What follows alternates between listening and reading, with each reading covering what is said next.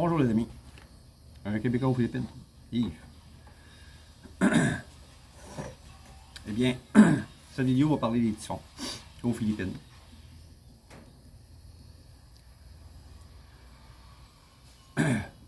Tout d'abord, une question pour vous. Est-ce que les ouragans dans l'Atlantique Sud empêchent les gens de s'installer en Floride? Non. La Louisiane, elle ne se vide pas pour ça. Ou les États voisins, qui eux aussi subissent les conséquences. Ni les îles des Caraïbes. Alors, pourquoi s'en faire avec les typhons? Probablement à cause de l'inconnu et de la presse à sensation. C'est toujours plus big quand ça se passe ailleurs. Hein? C'est toujours plus big. Pourtant, c'est le même phénomène. C'est le même phénomène.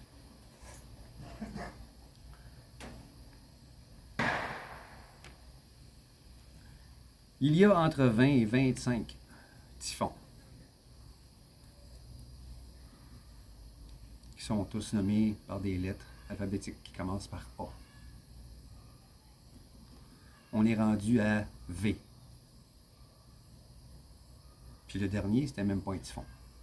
Mais puisque toute tempête tropicale, encore cette bibite-là, toutes les tempêtes tropicales pourraient devenir des typhons, tout dépendant de la température de l'eau, la température au-dessus de l'eau, à quelle hauteur est la dépression, puis la température au-dessus de la dépression. C'est ça qui va faire si ça va devenir un typhon ou non. Le taux d'humidité aussi. Donc, toute tempête tropicale, parce que c'est ça. En premier, c'est une tempête tropicale venant de l'Est par l'océan Atlantique.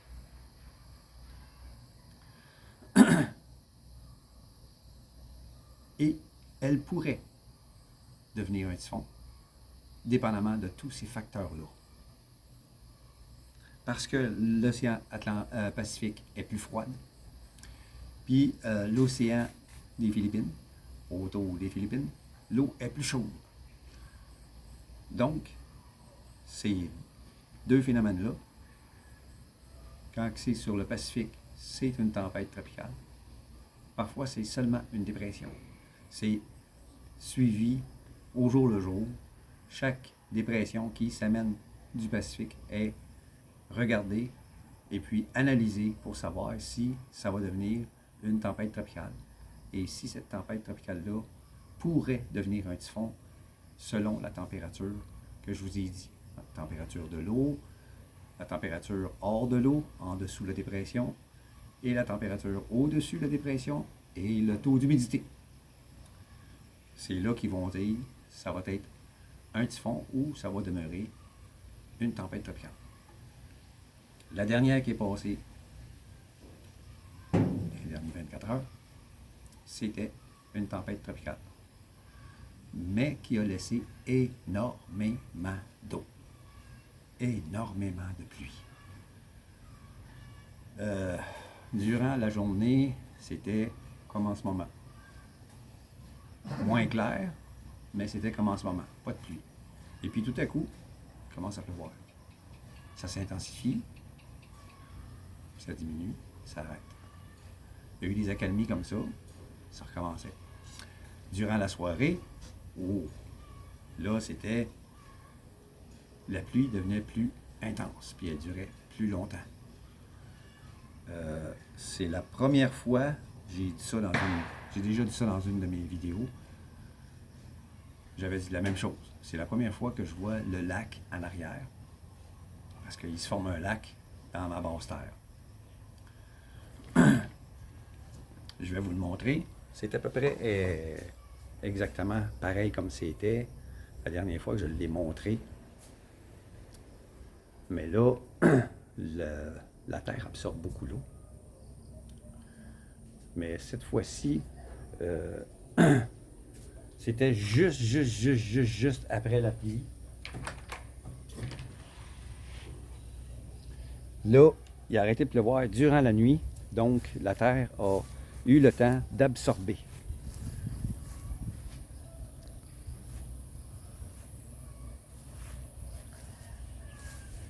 La dernière fois que j'ai montré, c'était comme ça pendant qu'il pleuvait.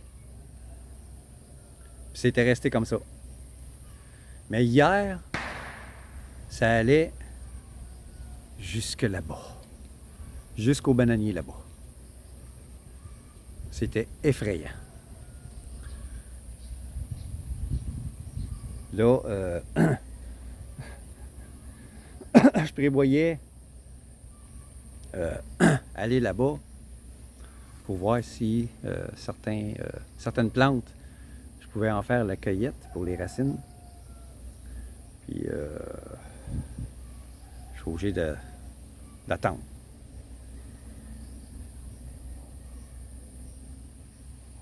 Il tombe encore quelques gouttes ici et là.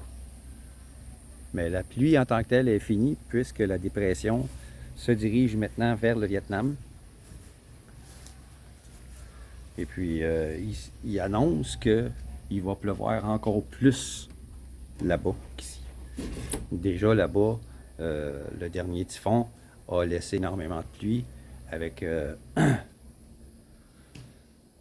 des catastrophes, des éboulements de terrain. Ça va être encore pire. Ils sont vraiment pas chanceux là-bas là, en ce moment. Parce que les tempêtes se succèdent et ils vont toujours frapper à la même place là-bas, tandis qu'ici, c'est différent d'une tempête à l'autre. La dernière fois, c'était plus au nord. Ici. Cette fois-ci, la dépression s'est jointe à une autre. La tempête tropicale qui arrivait de l'est s'est jointe à une autre qui venait du nord. Au nord, il y a eu beaucoup de pluie. Ici, la tempête a passé un peu au sud de nous autres, mais a monté. Donc, elle a touché notre territoire qui était ici. C'est pour ça qu'on a eu de la pluie. C'était deux dépressions qui se sont rejointes, comme ça, pour frapper les Philippines en même temps. Ni une ni l'autre s'est transformée en typhon. Mais, chaque tempête tropicale pourrait se transformer en typhon. C'est pour ça qu'on lui donne un nom, même si elles ne deviennent pas un typhon. Puis ici, ben, les gens aiment la presse en sensation. Il y en a beaucoup qui jouent là-dessus, sur YouTube. Fait que si vous voyez des affaires sur YouTube qui vous dit qu'il y a eu un typhon de tel nom, des fois, c'est même pas un typhon.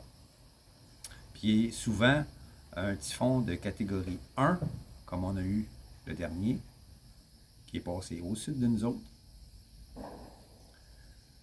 Tous les canaux YouTube, sauf un, parlaient d'un typhon de catégorie 5.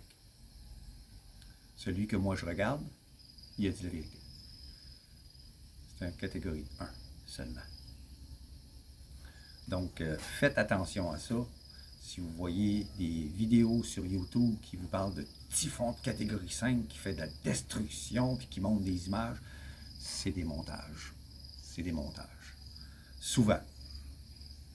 Je ne me souviens pas exactement du site, mais c'est un foreigner. Je ne sais pas de quel pays il est, mais il parle un très bon anglais. Je pense pas que ce soit un Australien. Petite gorgée de café classique.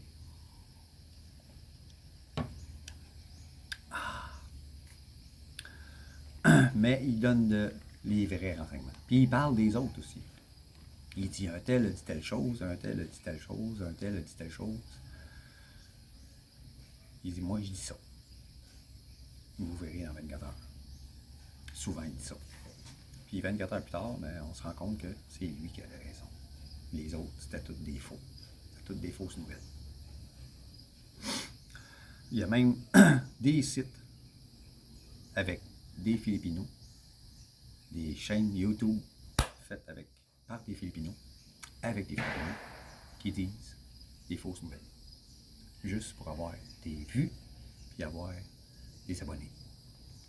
C'est des mensonges.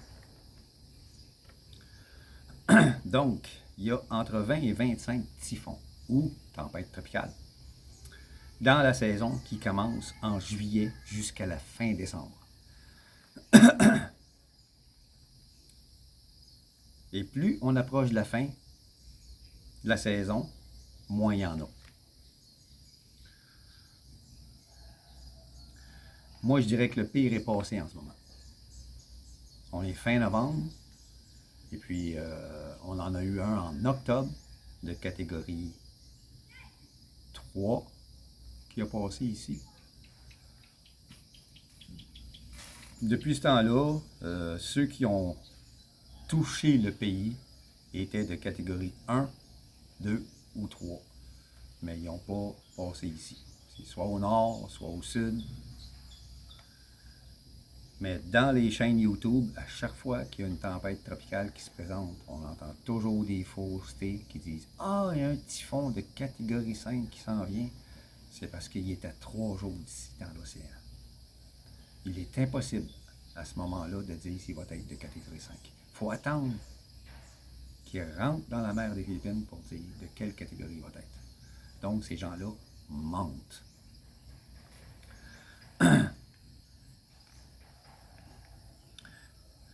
Jusqu'à ce moment, jusqu'à maintenant, on en a eu 22. J'avais écrit 21 parce que celui qu'on a eu hier, je ne l'avais pas inclus, puis ce scénario-là a été écrit la semaine passée.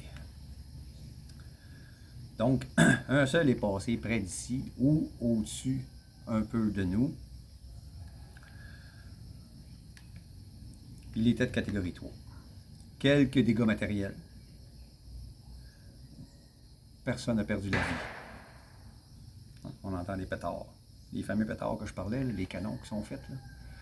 J'ai vu le fils du voisin qui a fait un canon avec des canettes aussi.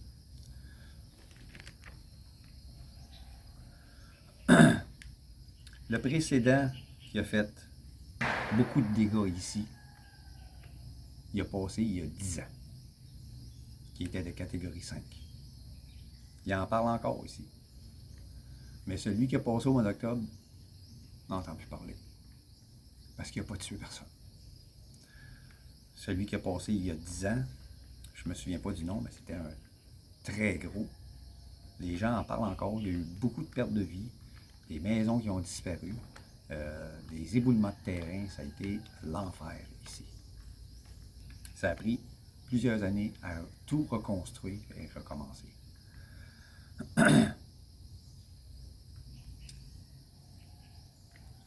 Les plus touchés cette année, comme à l'habitude,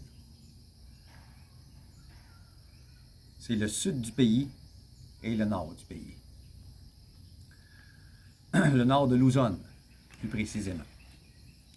Au centre, il y en a eu un qui a passé. Il était de catégorie 4, je crois. Mais au nord de Luzon, il y a eu plusieurs de catégorie 5 qui ont passé cette année.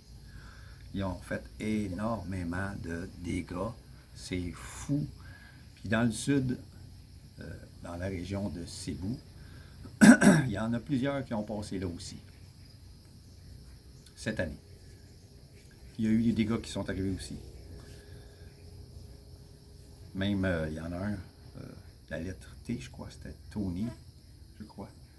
C'était seulement une tempête tropicale. C'était même pas un typhon. Il y a encore beaucoup de fausses nouvelles à propos de cette tempête tropicale-là, qui disait que c'était un typhon de catégorie 5. C'était juste une tempête tropicale, mais ça a laissé beaucoup d'eau. Ça a fait énormément de dégâts. Parce que là-bas, il y a une très grosse déforestation pour construire des maisons à flanc de montagne. C'est ça qui a causé beaucoup de dégâts. Il y a des bidonvilles qui se font en périphérie de Cebu. Il n'y a rien qui est sécurisé dans ces endroits-là. Eux autres qui ont été inondés total. Ça a fait beaucoup de dégâts.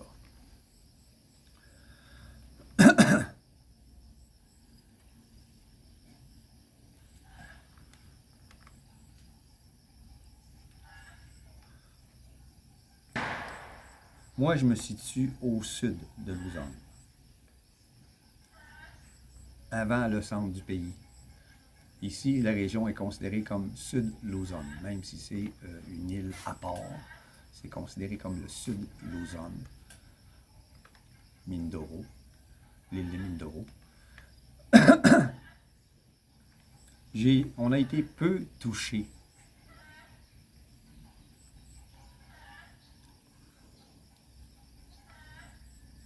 Oui, bien sûr, les tempêtes tropicales, ça arrive, ça nous touche, ça laisse de l'eau. Mais pour ce qui est des typhons, on a été touché une seule fois par un typhon. Il était de catégorie 3. Mais bien préparé, en prenant les bonnes décisions, on peut éviter les inondations. C'est-à-dire vivre en hauteur, pas en montagne, sur une butte. Ma terre est divisée en deux. J'ai une haute terre, puis j'ai une basse terre. Et pour descendre là, je m'ai fait un chemin entre les mauvaises herbes, puis je descends, puis je m'en vais sur ma basse terre. Quand il pleut, toute l'eau s'en va en bas. Ma maison est en haut, sur la haute terre, puis en plus, elle est juquée un petit peu. Elle n'est pas comme les autres maisons ici qui sont directement sur le sol. Mon solage est plus haut de ma maison, puis ma terrasse aussi. Ma terrasse est plus haute, puis ma maison est plus haute que ma terrasse. Fait que j'ai une marche pour rentrer dans la maison de ma terrasse. J'ai 2 marches pour entrer sur la terrasse. Donc, je suis plus haut que le sol. Ça évite l'eau de rentrer dans la maison. Puis toute l'eau qui mouille, ça s'en va tout en bas. Le seul hic que j'ai eu dans les dernières 24 heures, ça je l'ai entendu, ma blonde a me conté. La fosse septique s'est remplie. Puis elle a débordé. Elle a refoulé. J'ai entendu le bruit. J'ai entendu le même bruit dans mon pays. Je sais c'est quoi. Le bruit de l'eau qui remonte dans la bolle de toilette. Ça, je l'ai entendu. Puis là, je suis allé me présenter. Ah, ça a débordé à terre. Puis là, j'ai montré à ma blonde. Puis on voyait bien que l'eau qui était à terre était blanche. Elle était jaunâtre. J'ai dit, la bolle de toilette a débordé. Non.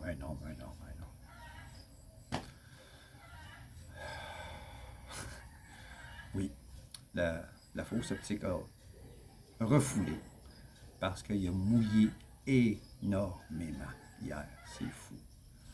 J'aurais pu prendre 5 douches à l'extérieur, me savonner puis me rincer facilement, sans avoir à me jeter de l'eau dessus. Tellement qu'il mouillait. Il pleuvait fort. Parce que ça venait tout le temps par bourrer. On avait une accalmie, 15-20 minutes, une demi-heure au max. Ça commence à mouiller. Puis là, ça monte. Bang! Puis là, ça tombe. Une demi-heure comme ça. Sans arrêt. Sans arrêt. Puis ensuite, un autre accalmie. Ça redescendait. Ça arrêtait. Une accalmie. Une demi-heure plus tard, ça repartait. Ça a fait ça jusque dans le milieu de la nuit. Ça a commencé hier juste après le souper. 5h, 5h30, 6h à peu près, ça a commencé, puis jusque dans le milieu de la nuit. Il a mouillé énormément. Puis avec toute l'eau qui avait mouillé avant, durant la journée, puis la journée d'avant, lundi aussi, il y a eu de la pluie. Donc, en bas, ça ne m'étonne pas qu'il y avait autant d'eau d'accumuler.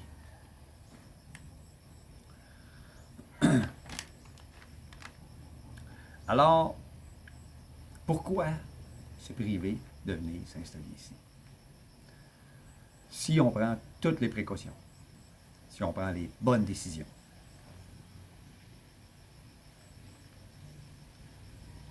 Il n'y a pas véritable danger. Quand il y a un gros danger, les autorités nous évacuent. À la dernière tempête tropicale, pas celle-là, c'est pas celle d'hier, l'autre avant, il y avait peur que le typhon s'en vienne ici. Parce qu'il était assez important. Puis les prévisions de sa direction, le typhon, lui, en a eu que faire. Il a fait à sa tête. Au lieu de faire ça comme ça, il a fait ça comme ça. Puis là, ils ont eu peur qu'à cause qu'il a fait ça comme ça, puis au lieu de monter et de se diriger vers le nord de Luzon, il a commencé à s'en aller comme ça vers le centre de Luzon. Les autorités locales ont eu peur qu'il fasse ça puis qu'il s'en vienne au sud de Luzon, chez nous. Fait qu'ils nous ont évacués. Ils ont voulu nous évacuer. Moi, je me suis sauvé. Je me suis allé dans le barangay à ma blonde. Je voulais pas être... J'ai eu des mauvaises informations aussi. Les enfants sont venus me voir en me disant que à 2 h du matin, on est évacués et on s'en va au barangay Hall. 2 h du matin. Je ne connais pas un chat. Ma blonde n'est pas ici, elle est chez sa mère. Fait que là, j'ai communiqué avec ma blonde. Ma blonde a dit, reste là, puis demain matin, je m'en viens. Ah non, c'est parce que là, ils ont peur que la rivière là-bas, puis la rivière là-bas fait ça de même, puis que je sois pogné ici. Et eux autres, ils ne savent pas que ma maison est plus haute, là. Les autres maisons sont toutes à terre. Eux autres, ils vont être inondés, pas moi. Fait qu'elle dit, reste là, puis ci, puis ça, puis... En fin de compte, on a pris la décision ensemble que tu peux-tu conduire à soir? Ben là, c'est parce qu'il n'y a pas beaucoup de monde sur la route. Oui, je vais conduire, puis je vais m'en aller chez ta mère. OK. Elle dit, ramasse telle affaire, puis viens-t'en. J'ai tout mis sur un char, puis quand je suis arrêté chez mon voisin, j'ai dit, je m'en vais rejoindre ma blonde. On dit, ah, OK. Il était probablement déçu. C'est parce que la vérité, c'était le lendemain matin, le lendemain après-midi, à 2 h PM, on allait être évacué. Parce qu'il s'attendait à ce que la tempête frappe ici entre 2 h et 4 h de l'après-midi. C'était pas à 2 h du matin, comme les enfants m'avaient dit. Fait que les enfants m'ont donné une fausse information. C'était le lendemain, à 2 h de l'après-midi, qu'il y a eu l'évacuation. Puis il ne s'est rien passé. Quand que je suis revenu, c'était l'après-midi.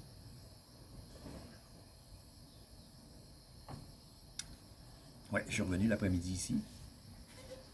Puis quand je suis revenu, il n'y avait pas plus d'eau que maintenant. Il n'y avait rien, il n'y avait pas d'arbre tombé, il n'y avait rien de brisé. La tempête tropicale a passé au centre de Luzon. Puis il y a eu, oui, de la pluie ici, mais pas beaucoup. Parce que c'était pas une tempête tropicale, c'était un typhon de catégorie 3, je crois, qui a frappé le centre de Luzon. Et non pas descendu ici comme les autorités ont eu peur.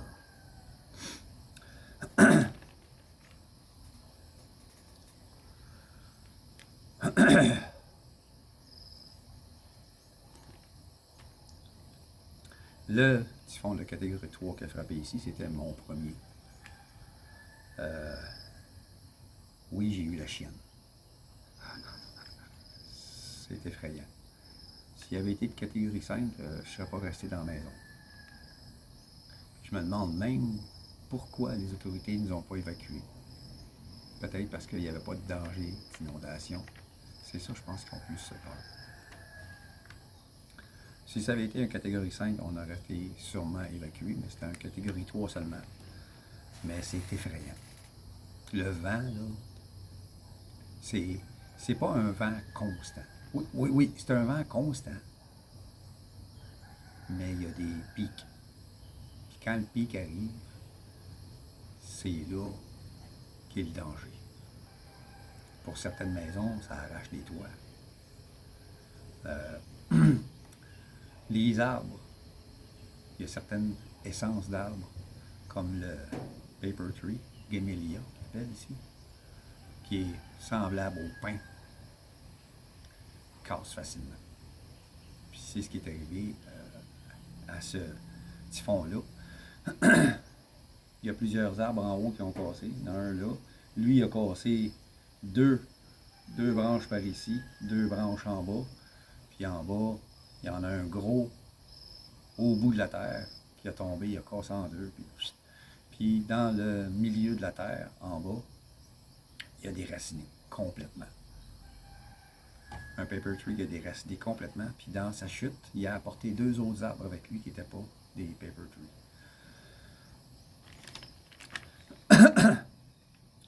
C'est rare que des coconuts tombent. Il y en a tombé deux. J'en ai vu deux. Ici sur la rue, un dans la terre du cousin à ma blonde, puis l'autre plus loin par là-bas. En marchant sur la rue, j'ai vu qu'il y a un coconut qui a tombé. Pas sur la rue, mais sur la terre à quelqu'un.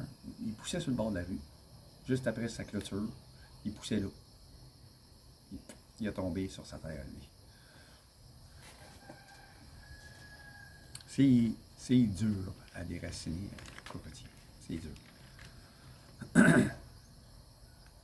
C'est un bois qui est dur à brûler. Parce que la manière qu'il se forme, c'est toutes des fibres.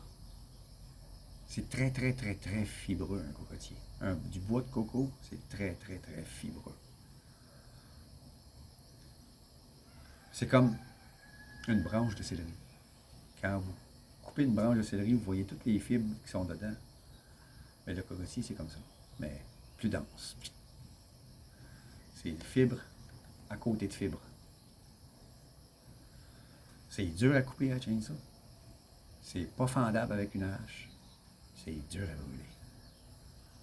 C'est pour ça que les gens, ils coupent le cocotier, ils laissent la souche là, les termites, le termite. Il pourrit. Il pourrit là. Facile à pourrir, mais difficile à brûler. Tandis que le bois chez nous, il est facile à brûler, puis il est long à pourrir. Il va sécher plutôt que de pourrir. Ici, il pourrit.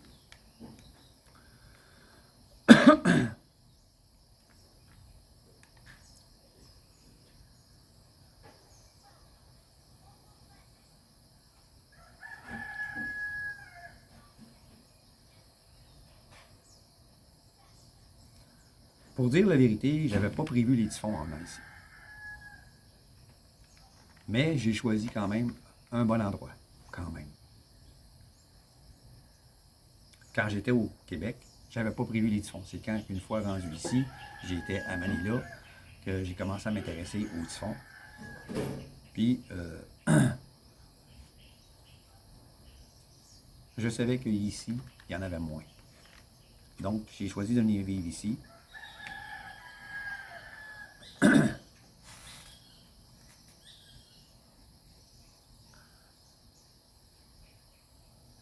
Si j'avais eu peur des typhons quand j'étais au Québec, j'aurais peut-être pas décidé de venir vivre ici. Puis j'aurais passé à côté d'un endroit quasiment paradisiaque à cause d'une peur injustifiée. Vivre ici, dans un endroit sans neige, sans froid, avec des gens extraordinaires, qui nous apprend l'humilité, la patience. Et qui sait, j'en ai besoin. J'avais besoin d'apprendre. Les vraies valeurs. Les vrais de vrais, là, les vrais de vrais. Pas les valeurs de l'argent, les vraies valeurs. Les vraies valeurs de la vie. Il y a beaucoup beaucoup, beaucoup de leçons à apprendre ici. Croyez-moi. Les gens ici, ils aiment la vie. Puis ils en profitent. Même si c'est dur.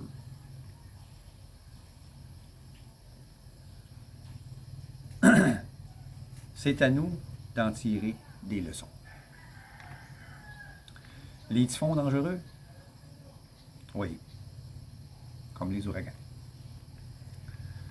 Comme les tempêtes de neige. Comme les tempêtes de verglas. Les blizzards.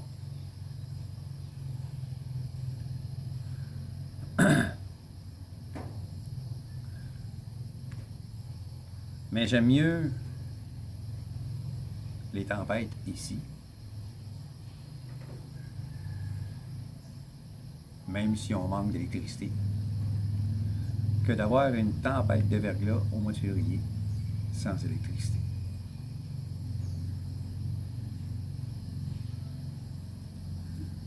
Pensez-y à ça.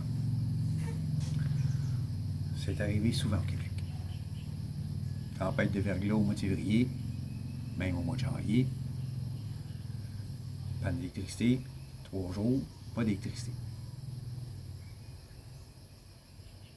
T'endors mal. Faut que t'ailles à travailler quand même le lendemain, là. Hein? Il arrête pas, la terre n'arrête pas de tourner, là. Travailler dans un magasin d'alimentation, moi, là, un gros IGA.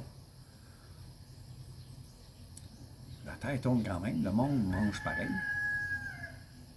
Même si tu as dormi 3 heures et tu étais gelé comme une crotte, faut peut-être travailler pareil. Même si j'avais un poêle à bois en bas, là, je fournissais pas lui, pour brûler, pour chauffer toute la maison. Je me servais du poêle à bois juste pour enlever l'humidité en bas, pour être mieux, plus à l'aise en bas. En haut, c'est une fournaise à l'huile. Mais la fournaise à l'huile, elle marche à l'électricité. Faut qu'elle soit branchée sur l'électricité. C'est pas l'électricité. La fournaise, ça marche pas. Donc, j'aime mieux manquer d'électricité ici. Ça fait quand même 26 degrés. Une pinotte. Je peux continuer à me promener comme ça, là, hein, avec des shorts, nu-pieds, pas de manteau d'hiver, pas de bottes d'hiver, pas d'électricité, pas grave. On va faire d'autres choses. On n'ira pas sur Internet. On va faire d'autres choses. On va travailler dehors, on va travailler en jardin. On va aller prendre une marche. Pas d'électricité, pas grave. Quand ça fait un mois, c'est plus fatigant. Ben, 2-3 jours. On prend un break. On prend un break d'Internet. Donc, oui, les typhons sont dangereux. Mais quand on est bien...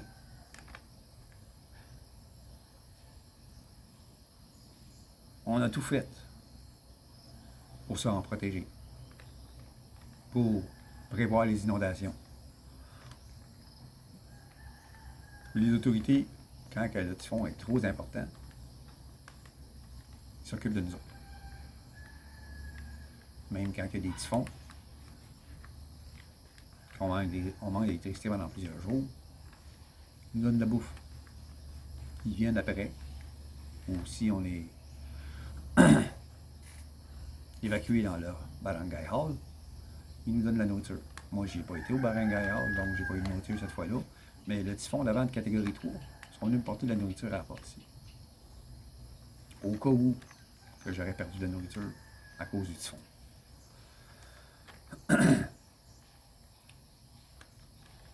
Donc, oui, c'est dangereux. Mais si on prévoit, si on prend les bonnes décisions, on est gros-dur. Comme on dit au Québec, on est gros-dur.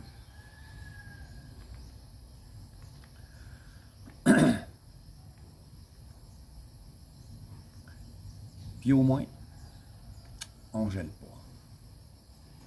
Donc sur ce, les amis, je vous dis à la prochaine. Merci beaucoup de me suivre. Merci aux nouveaux abonnés. Merci, merci, merci. Mon œil a des palpitations, c'est fatigant.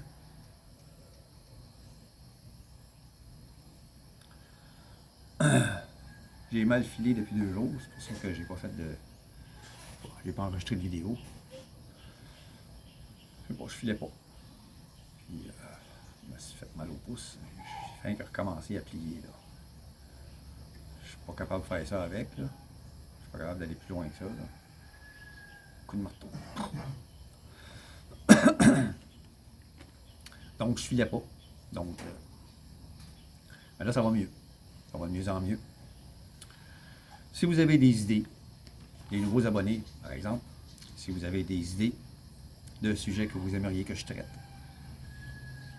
il est fort possible que ce soit un sujet que j'ai déjà traité parce que j'ai un peu plus de 300 vidéos depuis mes débuts. J'ai traité de toutes sortes de sujets. Des sujets qui pourraient vous intéresser. Mais s'il y en a que j'ai pas parlé, qui vous intéressaient, puis c'est quelque chose qui m'interpelle, ça va me faire un plaisir de faire des recherches si j'ai pas assez de connaissances personnelles sur le sujet.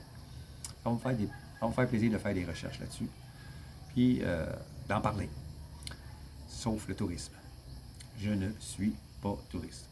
Je n'ai pas voyagé aux Philippines. Le seul endroit que j'ai été, c'est Manila. J'ai été dans Bataan, environ 2 mois. Puis ici. Je suis aux Philippines depuis un peu plus de 2 ans. Donc, j'ai pas voyagé. J'ai pas été dans le sud, j'ai pas été à Palawan ou à El Nido, puis c'est Coron, ces affaires-là, là, que les agences de voyage, ils parlent, là, puis qu'ils essayent d'envoyer le touriste là. J'ai pas été là, ça ne m'intéresse pas du tout. Il y a plein de belles choses à voir où je vis. J'ai découvert plein de choses, je suis curieux, j'aime la nature. Je parle de ce que je vis, de ce que je découvre, de ce que j'ai vu. Donc, s'il y a des sujets qui vous intéressent, parlez-moi-en en commentaire. Si ça m'interpelle, ça va me faire un plaisir de les faire. Je vous remercie. À la prochaine.